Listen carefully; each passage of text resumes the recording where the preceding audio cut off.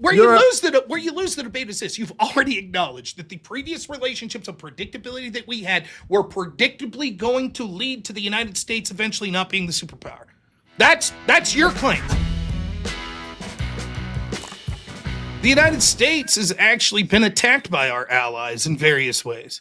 Not just with the tariffs. How about with the DSA, the Digital Service Act? The European Union passed the Digital Service Act that exists almost solely to censor American social media companies, which would predictably mean the only way for those companies to remain profitable would be to enact policies that would enforce Americans to no longer have free speech. How is that an ally that's doing that to our companies and our free speech? Do you think that they can't have VPNs that stop Americans? In fact, they couldn't do that.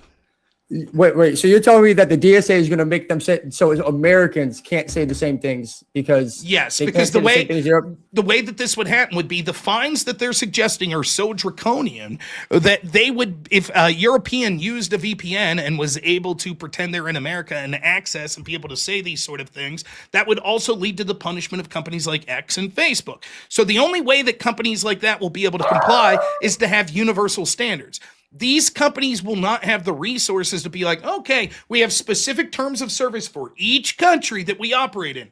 They'll just have blanket terms of service. Either way, it used to be in the past, none of our allies would have the balls to do this, to attack American companies like this. And yet we see that the European Union not only were they doing this, the Biden administration was tipping their cap. Largely because the Biden administration and Democrats in general don't like free speech online. And so they actually were like, if we can't censor free speech here, the next best thing is to have our allies in Europe do it. And then we could say, well, what can we do? It's out of our hands. The Trump administration's actually pushing back on those allies. I'd like to take a moment to thank today's sponsor, Proton VPN. My audience knows I'm a huge tech boomer, and so I started using Proton VPN to stop with the constant tracking, and it's been a game changer. Proton VPN hides your IP from websites, advertisers, and the government, so you can access the web without being tracked. Proton VPN has a strict no logs policy that's been verified by independent security audits, and it has unlimited bandwidth even on the free option. Click the link in the description to try Proton VPN 100% free. It helps the show, and more importantly, it empowers you to take control of your internet privacy. Why are they our friends if they're trying to punish U.S. companies for the crime of free speech? Well, you just said that they were doing what Joe Biden wanted. So that means they were doing what Joe Biden wanted. So that means they were our friends, right? Well, they may have been friends to people that aren't really American or interested in the Joe Biden's not American? Interested in the well-being of Americans. So just to be clear, your argument is if a country decides specific, let's say Trump says tomorrow, no Democrats could ever have free speech or guns again, right? And the European Union says, fuck right, we're gonna try to enforce that if Americans are abroad too. You'd say, hey, that's your being friends of America. That's what you would say? I mean, they're doing what they want, so that would be influence. So it would be them, our ability to influence them for sure. I think it's not our ability. I don't think it's our ability to influence. I think it's more akin to the United States and the leadership of it being more interested in globalism and not actually giving a shit about the values of Americans. So what we see is the rest of the world says, you're fucking right, we could punish American companies, and there ain't a fuck all thing that your administration's going to do about it. And Biden says, yes, sir, you got it. So what's changed? Trump. So what changed with the law? Well, Trump's pushing back and threatening with things like sanctions and tariffs. Has anything changed? No, Europe's struggling along with it because they're afraid that Trump's going to retaliate. So it seems like it's in the same position it was before Trump took office. It was something that was coming down the pipe and that they were going to enact, and now they've delayed it largely because Trump's suggestion of retaliating. Well, why wouldn't they rush it real quick when Biden was in office if everybody wanted it? Why did they wait for Trump to get in office? For the same reason that a lot of things happened, because it was taking time to pass this through the EU, and it was something they talked about and had a time frame. They assumed that actually we would see. The point is, it doesn't matter why didn't they do it? Is it happening? Yes or no? Can you give me that? Well, if it's happening right now, still under Trump. Is it happening? Yes or no? I'm not completely. I don't know about. I've heard of it, but I'm not very informed on this. Let's say it is happening. let's say it is But happening. I'm assuming it's happened. I'm taking you at your word. Okay, Everything let's you said assume you it's. would. Let's just say yes, it's happening the same now as it would have under Biden. Okay, let's say that just for the sake of argument. I don't think that's the case, but let's say. Okay, are they our allies?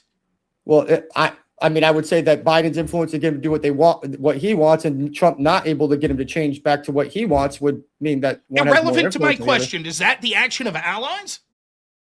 Well, if attacking them with tariffs is sure, according to you guys, you Okay, can do so whatever the then fuck you want. That's not what I'm saying. My entire point is that these allies are actually antithetical to America in the first place. And the way they've been allies is a bunch of leaders in this country are willing to sell out manufacturing and blue-collar workers in this country in the name of our allies. We kept sending them resources over and over, and the rest of the world said, yes, good boys. Then Trump comes in and says, hey, fuck this. Stop attacking us. Stop attacking free speech. Stop tariffing us. Start paying your fair share for our military alliance. And they say, we don't like this. We like the previous administration that just let us take advantage of you. And then dudes like you come along and say, see, the United States is waning in influence of our allies because they're upset because we're asking them to treat us fairly and to pay their obligations. All right. So let's say you're a mob boss. Okay. Right? You got the biggest gun too. Okay. Biggest gun, most money. And you got all these people around you that are working for you. Okay. Maybe they're skimming off the top a little bit for themselves. Okay. Are they still your allies? Depends. Okay. What if they all decide, you got the biggest gun, you're the most powerful one. What if they all decide, fuck that, we're not going to work with you anymore. You've been being a dick to us. We're all going to go work together. And yeah, you got your biggest gun, but we got all these other guns and we got all this. So you got to do it all yourself now. That's who's stronger? The one that's getting skimmed off the top or the one standing alone? It depends. First off, the analogy doesn't fly for a numerous amount of reasons, but I'll answer anyways. Well, if your gun was big enough that you could blow them all the fuck away and still maintain your power, now you've just got rid of a bunch of leeches that were siphoning off your power and contributing nothing to you. So you're stronger now. Yeah, but you also have nobody to run nobody to get that stuff that was to do those things. That's not true. That You just get new people that do it. We're talking about, but if you take this to the country standpoint, you can't just get new people if you Sure, attack we all the can. countries. What are these countries doing for us? Go ahead. What are they doing for us? They're allowing us to keep our bases there for us. They're sharing intelligence information with us. Why is it important for us to keep our bases there? Has that made America stronger, having 400-something bases in hundreds of countries around the world? It allows us to react to something farther away from us so that we don't have to wait for it to get close to us. Okay, so give me an example of when that's paid off. Libya? That paid off? Yeah, Libya, like that. That made America stronger, right? How about Syria? How about Afghanistan? Did it make America stronger? So you think we should give up all our bases in Greenland, Canada? No. On the Arctic Circle? No. Why? Why shouldn't we? Let me finish, right? I'm saying two things. One, you're fallacious that all of a sudden they're going to say, hey, you have to get your bases out. That ain't going to fucking happen because the reality is they depend on those bases for their security because their militaries are a fucking disaster because the United States has subsidized them and got next to nothing in return. That's number one. So you're wrong that they'll kick us out. Secondly, the importance of those bases is vastly overstated. What has weakened the United States, in my opinion, largely, is a focus on power projection like that across the world while we can't even fucking secure our own border. So I think that if we had a military focus that was less about focusing on having bases to protect Belgium and Spain and the United Kingdom and Ukraine and was instead focused more on securing our own fucking country, the Americans would be far stronger. And the Europeans will start to wane in strength as they decide to mass import immigrants that are a drain on their system. Okay, but you just kind of talked about here where if we pull them out, you're right. We have subsidized their defense. Correct. I agree. What have we got in return? What have we got in return? We've gotten the ability to be able to ask them and tell them what to do most of the time. Give me an example. Did we tell them, hey, stop punishing our companies to attack free speech? Did we tell them that? No, when Trump did, they didn't listen, right? No, when Biden did. Biden didn't tell them that, right? That's true. So they've attacked American companies and American leadership has allowed them. True. That's not making America stronger. Yeah, now when we say no and they say, we're going to keep doing it anyway, that just makes us look even weaker, right? Well, it depends. It doesn't make us, one, making us look weaker is inevitable. The question is whether we are weaker or not. And secondly, if they change their policy or they decide that, or the United States says, fuck you, we're going to punish you for not changing it, that actually puts the United States in a stronger position.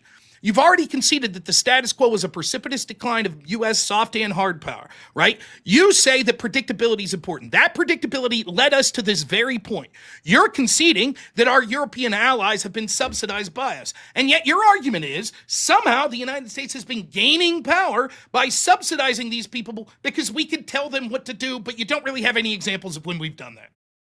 No, I haven't said we've been gaining power. I said we've been losing power since No. You say we're gaining power by having these bases there. Yeah. Okay. 100%. How?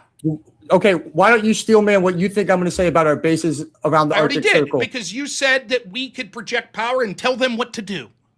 No, I said the Arctic Circle. You don't think we should have bases around the Arctic Circle? Okay, now you want to make it just to the Arctic Circle. No, I would think because obviously each base at different parts of the world is gonna be for different reasons, right, Rob? It's not like a one size fits all for every base. Okay. So like, for example, those bases around the Arctic Circle, a lot of them in Europe, they're probably pretty important for keeping an eye on Russian shipping through the Arctic. Right? Yes, that is absolutely true. However, once more, I go to your fallacious argument. One, you have yet to prove, seeing as how you're acknowledging that this is a subsidy to these countries, that they are going to kick our bases out. Second, if they chose to kick our bases out, then we would just fucking strong arm them and take places like Greenland, and there's not a fucking thing they could do.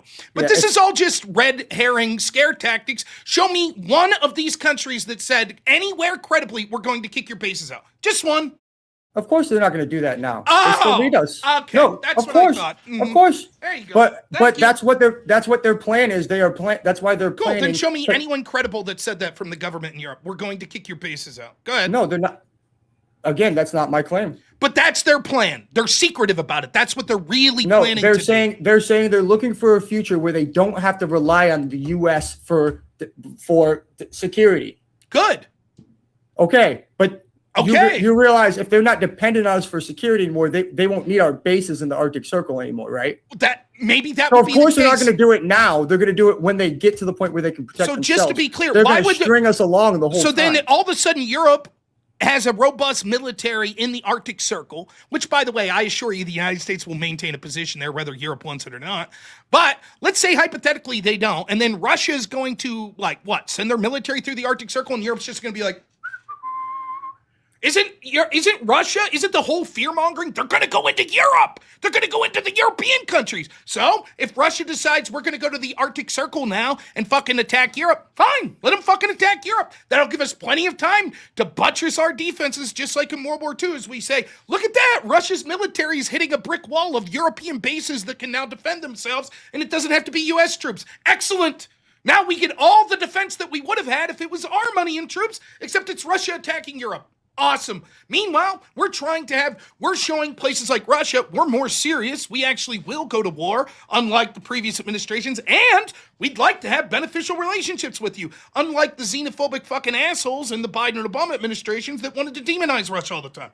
And by the way, it's the same position that Trump's taking with China. Yeah, fuck you. We go hard in the paint with you and we go harsh, but we're trying to open up mutual beneficial deals. Trump gave this famous speech at, I forget where he was. Right? And the whole thing was, we're changing the way we do U.S. foreign policy. We're no longer interested in virtue signaling, oh, are you mean to your people? Are you bigoted? Are you racist? We just want trade deals. That's it. We want to make money. We want you to make money. If you're a shithole country, fuck it. We don't care. We're just trying to have deals with everyone. So China's not our enemy anymore then? No, they certainly are, but Trump's trying to renegotiate that position. And part of the tariffs and part of the trade deals and part of going into places like Iran is to make the United States, which is in the best bargaining position available right now, in a better position vis-a-vis our enemies like China and our allies. If you're acknowledging that the status quo inevitably is a precipitous decline in U.S. power, if the United States is trying to shake the chessboard, now's the best time. Because next 4 years, we'll have less power. And the 4 years after that, we'll have less power. So what we see is China is rising. And eventually, if things wouldn't change, there will come a point where China is at least very close to the United States. That's inevitable. That's the status quo. Our European allies that don't give a fuck about us, that are changing their demographics, that are left-wing globalist, right? They're not going to be like, well, we just have an affinity for the United States, so we're not going to negotiate with China. Fuck that. As soon as they see a net benefit in going with China, they will. So exactly. which is inevitable in the status quo. So what Trump's trying to do is shake things up while the United States still has the biggest consumer base in the world and the most robust military in the world, and saying now's the time to radically shake this shit up. What you would do is a slow, tumultuous defeat and an inevitable decline of the United States. That's what you would do. And what you guys are doing right now is just pushing everyone to China. That's not true. It is true. Everyone signed. The EU signed deals with China. They never deals with China. They never did since the Have they signed deals with the United States as well? Oh, I don't think so. I don't think we have a full comprehensive deal from the EU. Okay, what about the individual countries? I don't give a shit about the organization. In fact, I wouldn't be surprised if the EU collapses in the next 25, 30 years. I think England maybe. Just to be clear, England's the only trade deal country. So we're not trading with France, Spain, Germany. Well, the trading versus having a trade deal in place, a renegotiated trade deal are two different things. Well, what's it matter if the trade's robust without a specific deal? Well, it's just the same trade that we had before with more tariffs on it. Okay. Has the United States GDP gone up or down? Has our exports gone up or down? Has our inflation gone up or down? Has real wage growth gone up or down? I think it's down now. Actually. Real wage growth is higher now than it was under the totality of the Biden administration. No, but since Trump took office, I think it's gone down. Okay, if it was zero under Biden or less than zero and it's positive under Trump, then it's gone up. Oh, I don't know what happened under Biden. I'm just saying that it's been worse since Donald Trump took office. So I was doing better. I was doing better. If you don't know what happened under Biden, right, then how can you make a statement that we're weaker now than we were under Biden? No, I'm saying we're weaker now than the day Trump took office. I don't think that's the case. Real wage growth is up since Trump took office. Since the day Trump took office? Yes. Can you send me the link? Can you tell me where the link to that is? Sure. Well, you concede that you've lost the debate if I do. No, that's not the totality of the debate is real wage growth. Whether we're weaker or stronger on the world stage is real wage growth. Come on. Annual wage growth is 3.5%, nominal offset by 3.5% inflation. So it's zero. What are you getting that from? From Yahoo Finance. What's the date? July 15th, yesterday. Okay, July 15th. Put the link in his chat. The Federal Reserve has 3.82 to 3.6, so 0.2% wage increase. So it's up. Excellent. Yeah, 0.2%. Yeah. So it's up. So it's better now than when it was when Trump came into office. Well, hold on. Let me read this real quick. U.S. wage in May compared to the same month. So that's month over month, actually. I'd have to look for. Let me see. Wages grew in May. Yeah, that was May to June. That actually might be up because I think it was up until May that I had seen before.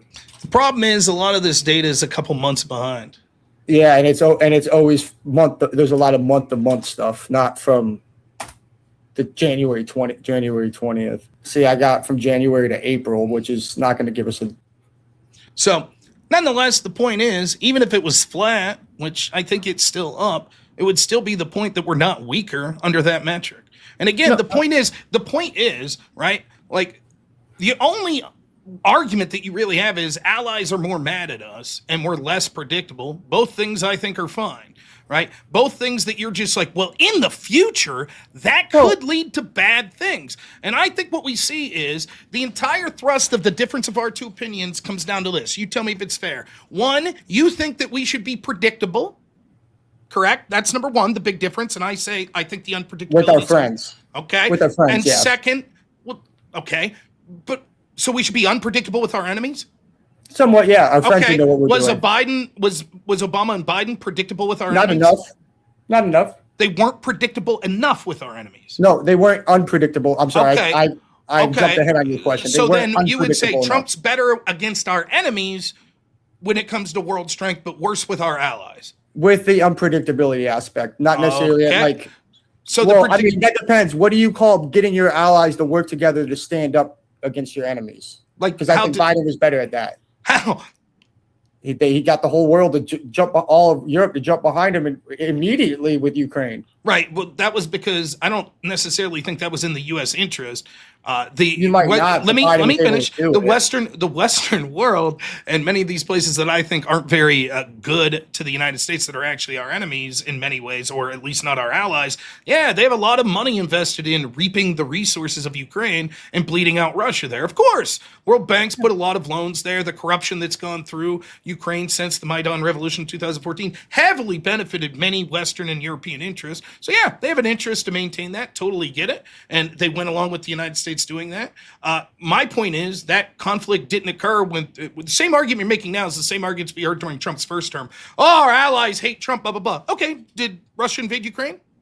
Well, what's Russia done to change since Trump's been in office? They seem to be doing the same thing they were doing. They didn't invade under Trump in the first term, did they? Yeah, but right now they've done nothing. Trump's got nothing. Part of Trump's argument's been trying to negotiate with them, which, by the way, Zelensky, at least early in the term, was intentionally sabotaging, largely because of the Western world wanting him to sabotage it. And so Trump's basically many people thought, though it was ambiguous, I'll admit, that Trump was running on the promise like, I give a fuck about America first and not fucking Ukraine. So yeah, it's not in his priority. But they didn't invade while he was there. If they invaded on the premise he would end the war on day one. Yes, he did. And okay, did Biden say that he would stop the disease, not the economy? Probably. I'm not here to defend Biden. You mean to tell me that people running for office oversell and are hyperbolic? No shit. Tell me more. Whoa. Wow. But because didn't Obama run on "I'll make America stronger than it's ever been"? But you're acknowledging he didn't. No, it was weaker. Of course of course people fail at what they say they're going to do, but to say that he ran on I don't give a fuck what happens in Ukraine versus I'm going to end that war because I'm the peace president are two different claims. Well, I'm not saying it was reasonable for him to claim one. Fair enough. Well, you should have expected him. I would expect him to have done more at this point, making it a key claim on his campaign, not that he didn't. Well, the claim that what he was suggesting was that he would be able to negotiate a peaceful resolution, that he was a peace president. Yes. That's certainly true. Yeah. But he also was basically like, we're going to stop financing Ukraine.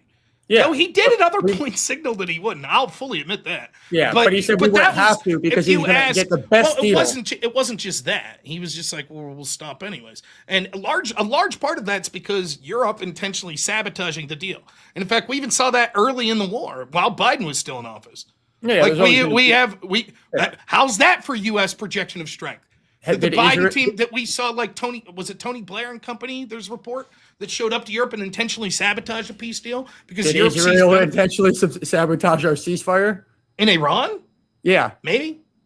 So, that's our ally too. It seems like agreed. Did they tell fucking the Biden administration what to do?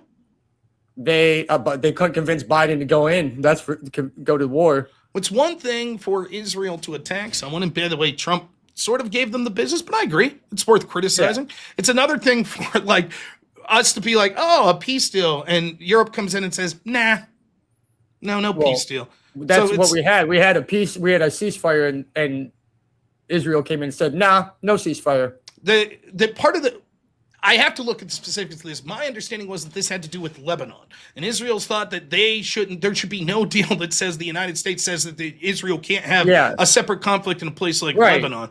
Iran, it depends on who you look at. The United States and Israel say Iran violated the peace deal first. And ever since the United States said, my thing is Iran fucking sucks. Israel fucking sucks. Our allies are overstated, whether it be Israel or the European Union. I say fuck the region. Come back here and take care of Americans. Trump's done that better than most of the other people. You're the person saying that we have to kiss the ass of our allies. That's you. No, I never said we had to kiss our. Well, that's they don't like us. Polling shows that they have less trust in us now that we're not totally subsidizing them while they fuck us over. To show them a basic modicum of respect. Why should we respect people that are attacking the First Amendment? Why should we respect people? I'm a conservative, right? Why should I respect a European Union that's intentionally sabotaging populist conservatives across the region? For example, the Romanian election. Don't we care about elections, free and fair elections? European Union refused to go along and force Romania to redo their election because they nebulously said, Russia interfered. And so we did. So do we want to focus on our country or do we want to meddle in other countries? United States. That's where we want to focus primarily. So then why are we meddling in other countries? because we think that it's best for the interests of the United States.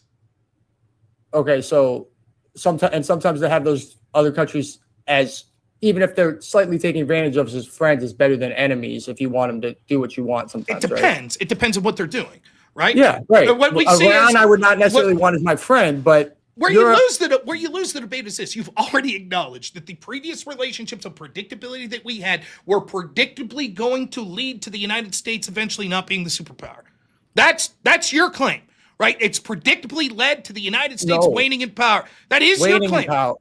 No, my claim is that, sure, you could say that there's been some decline in power, but they wasn't at this dramatic rate, and there wasn't. Your claim is it wasn't inevitable. That's it wasn't not what you necessarily said. inevitable. Now you're changing your stance. You said that yes, there's basically nothing we could do, that the United States power, because the internet and things like that, the United States power is going to decline. On some level, there's certain things. It's been on the decline. I said, not that it's going. You said in many ways it's inevitable. That's what you said. In certain ways. So what ways is it not inevitable? It's exactly. That's a great question. So in some ways, inevitable. I would say inevitable ways are culturally. So with music, K-pop's going to get bigger because K-pop's got to be bigger because of internet. The ways it's not inevitable is in our power to negotiate with our friends and to use our friends to bully the rest of the world to do what we want. Has that been declining? Yes or no? No, I don't think it has. Of course it has. We've been able, since Trump's taken office, I agree. But for the most part, we've been able to get people to go with us with no one's ever stopped us from doing anything. Did they stop us from doing Iran? They stopped you from using their airspace. Yeah, that's true. And did it stop us? No, but it weakened us. Obviously, they wanted to use it for a reason. Why do you think they stopped? Why do you think they stopped us there? Because I think they wanted to get elected again, and that the rest of their constituents wouldn't vote for you if you supported this war. So so your argument is that the leaders actually do support the Iran conflict? No, I think the leaders are going to do whatever they do to stay in power, and probably do you think that Arab people do you think Arab countries in the region support what Trump did with Iran? I don't. I would think that the first initial bombing, probably this war that's going on now, they're probably starting to regret because their tourism's down. They're getting bombed. They've had a lot of issues in the Middle East. Okay, but nonetheless, there could be different groups and different allies that think. Do you think Israel's our ally? Yeah. Do you think Israel likes the fact we went to Iran? Sure. Do you think Israel was pissed off at the Obama administration? Sure. Do you think Israel was pissed off at the Biden administration? Sure. Do you think they were more pissed off at them and more happy with Trump than the European Union was happy with Obama and Biden and pissed off at Trump? Well, I think that you're going to have to, of course, you're going to make allies mad at you sometimes. Of course. Yep. Okay. But you can't make them so mad that they start going to China for their trade deals. Did they have any trade deals? That's going to hurt you. Okay. Is Russia our enemy? Yeah. Did Europe go to Russia for any trade deals under the Biden administration? When they have to, sure, they're going to go where they have to go. Did they do that under the Obama administration? When they have to, they go where they have to go. Did they have energy pacts with Russia, our enemy, even when we were financing Ukraine to go to war with Russia? Did Europe still have trade deals with Russia for energy? If they have to do it, they're going to do it. Okay, yes. So then what's your argument here? Your argument is they don't have to go to trade deals with China, but now they are? That's your argument? My argument is they've chosen to trade with China on goods they used to trade with us because they can't predict us, and they say China is now more predictable. What if it leads to the fact that this precipitous decline that was going to occur anyways, we actually lead to increased manufacturing a year from now? Then what would you say? They're like, you know what? China wasn't predictable. Turns out they're currency manipulators. They're fucking bloodthirsty people. They steal tech, and they use technological espionage more than any country in the world. Turns out they weren't more reliable to the United States, as everyone known. Well, then what? Then what do you say? What year is this? 2027. 2027? I don't think that happens by 2027. They're not going to say they're more predictable. You think China's going to fuck that up in 2 years when Trump's still running around? Yes, they're already doing it. Show me the trade deals. Show me the trade deals that the EU's engaged with China. Go ahead. The EU and China have been negotiating a comprehensive agreement on investment since 2013. No, that's not it. Where is it? Since 2013, concluded in principle 2020. Wait, pause. Wait, hold on. Wait, no. Wait, so in 2013, they were going to those dastardly Chinese for trade deals. What happened? What happened? I thought they wouldn't do that unless they lost trust in the United States. I said they'll go where they need to go, but they've been so then you were full of shit when you said... they've been changing trade deals. So they're trying a trade deal in 2013. Now they're doing more trade deals in 2026. Go ahead. Yeah, let's look at Canada. What? No. We're talking about Europe right now. Go ahead. Show me the trade deals that the European Union's... Here's what I'm reading. I'm reading from Politico. In June 2016, EU and China seek to head off trade war. The European Union and China agreed to establish new level consultation because basically what this is saying is Europe's like, you guys are fucking us left and right. We're about to start a trade war. So they're having emergency meetings to stop that. In fact, what I'm reading is it's actually in the most recent years, including the Trump years, relations have gotten worse when it comes to trade with the EU and China. Willing to read any evidence that you have to the contrary. No, you're right. When I first did this debate, it was over a month ago. You're right. That's happened since I first did so just to be clear, when it comes to the far bigger base, not Canada, but the European Union, far greater when it comes to economic, military, cultural allies. Not economic. Canada's our biggest trade partner. Let me finish. When it comes to the potential base that they have in economics, right? They're actually, under the Trump administration, less likely to go with China. The base is yes, not the economics. So explain to me again. Wait. Explain. But that's not because of Trump's actions. They're not making deals with us either. You don't understand. Just because they're not making deals with China doesn't mean they're making deals with the U.S., right? So first off, it wouldn't matter if it's because of Trump or not, because your prompt it's the actions of Trump that caused this. It's merely that we're weaker on the world stage. One of your key reasons was because our allies are so ashamed of the United States that they're now falling into the arms of China. Then you're like, oh, never mind. They're actually less likely to be with China. Yeah, but they're more likely to buy their stuff from the European Union than the United States now. But okay, the point is, so now we're just totally forgetting that you said the key part was that they're going to our adversaries, and you're pretending you didn't base your entire debate strategy on that. No. Well, Canada's still going to our adversaries. Okay, one country, and by the way, there's a lot of fucking people angry about that in Canada, and they may end up losing elections in part because of that. So it probably won't end up the way you're thinking. Nonetheless, you were so certain that these countries, and again, I'm making the fundamental, just in case you're trying to decide this debate, the worldview is different here. You're admitting that there's a precipitous decline, that every president has been weaker on the world stage than the previous president before them, and that was predictable, that's what was good about those, even though it's all declining. I'm saying what Trump's trying to do is realize the United States will never be more powerful when it comes to trade negotiations, economy, and military than it is right now. So it's trying to radically shake up the board through things like tariffs, through things like trying to break up OPEC, which we see is a likely outcome of what happened in Iran here, through things like trying to make China in a worse negotiating position when it comes to the United States energy, robustly increasing energy production, increasing energy independence, trying to increase doing more manufacturing and shit like that in the United States. My point is, and then the only other point you have is like, yeah, but our allies, and I'm making specific arguments that our allies weren't really very good allies. And in the key things you'd say are important, they're not suggesting getting rid of. So you're like, well, it's important that we have bases here. No one suggested getting rid of those bases in these countries because they understand that it helps them more than it helps us.